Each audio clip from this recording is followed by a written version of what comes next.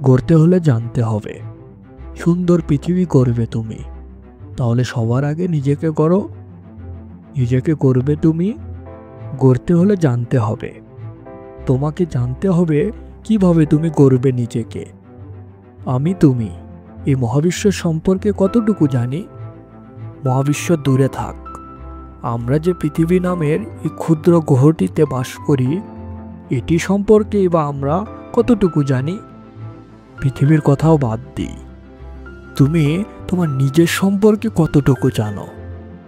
বিশ্ববিখ্যাত একজন বিজ্ঞানী নিজের জ্ঞানকে সমুদ্রের এক ফোঁটা পানির সাথে তুলনা করেছিলেন।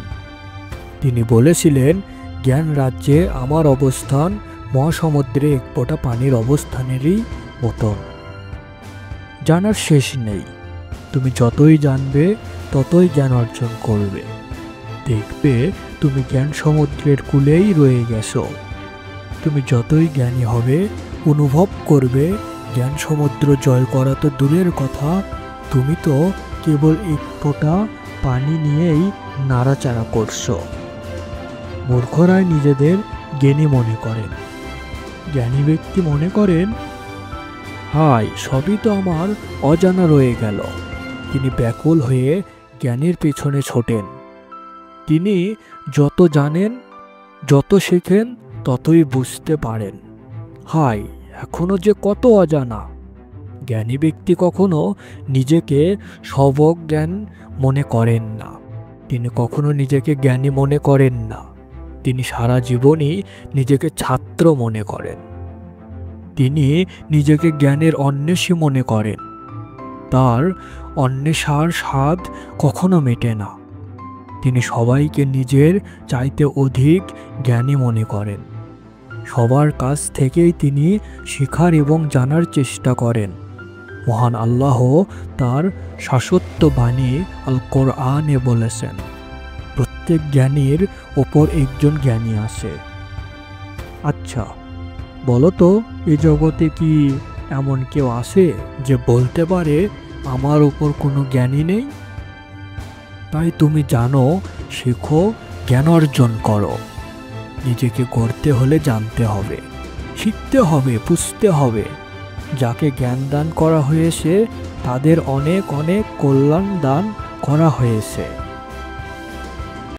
এখন তোমাদের মনে একটা প্রশ্ন থাকতে পারে, কি তোমাকে জানতে হবে?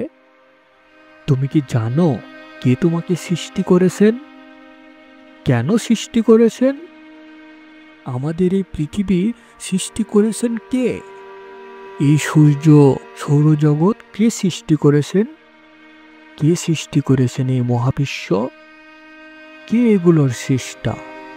কে এগুলোকে পরিচালনা করেন? অনিবার্য নিয়মের অধীনে কে নিয়ন্ত্রণ করে রেখেছেন ওদের? আমাদের এই পৃথিবীকে এত সুন্দর করে কে সাজিয়েছেন? কে এত জল স্থল নির্মাণ করেছেন? কে সৃষ্টি করেছেন পাহাড় পর্বত, পাখপাখালি, জন্তু জানোয়ার? কে সৃষ্টি করেছেন এই তরুলতা, গাছগাছালি, সবুজের সমাহার? কে সৃষ্টি করেছেন? বীজ থেকে কে জন্মান গাছ? গাছ থেকে কে ফোটান ফুল? কে জন্মান শস্য, ফল ফলাদি? তিনি কে, যিনি আমাদের বেঁচে থাকার জন্য আলো, বাতাস, অক্সিজেন তৈরি করে রেখেছেন? হাজার রকম জীবিকার ব্যবস্থা করে রেখেছেন। কে সেই দয়াময়, যিনি আমাদের কথা বলতে শিখিয়েছেন, জিহ্বা দান করেছেন, চক্ষু দিয়েছেন, দৃষ্টিশক্তি দিয়েছেন, কান দিয়েছেন, শ্রবণ শক্তি দিয়েছেন, মাথা দিয়েছেন, মস্তিষ্ক দিয়েছেন, অন্তর দিয়েছেন, অনুভূতি দিয়েছেন, প্রভেতা দিয়েছেন, চিন্তা শক্তি দিয়েছেন, বুদ্ধি দিয়েছেন, বিবেক দিয়েছেন। কে তিনি এত করুণাময়? তিনি কে, যিনি আমাদের কাজ করার জন্য দিন আর বিশ্রাম নেওয়ার জন্য রাত সৃষ্টি করেছেন? কে আমাদের খাদ্যের মাঝে প্রোটিন, ভিটামিন আর শর্করা রেখে দিয়েছেন? ভেবে দেখেছো কি, মায়ের মনে কে দিয়েছেন এত মায়া মমতা? তোমার বাবার অন্তরে কোত্থেকে এলো এত আদর স্নেহ?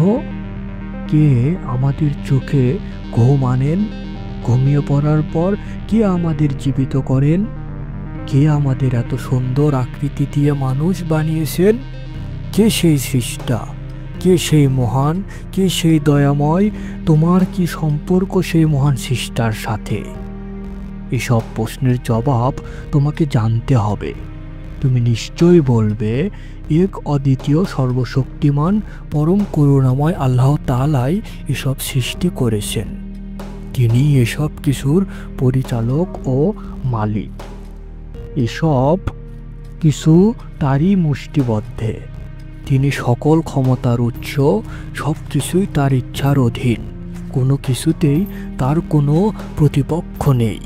তিনি সব কিছুর এবং আমাদেরও দয়াময় সৃষ্টা। তিনি আমাদের মালিক, মনিব, শাসক, প্রভু ও প্রতিপালক।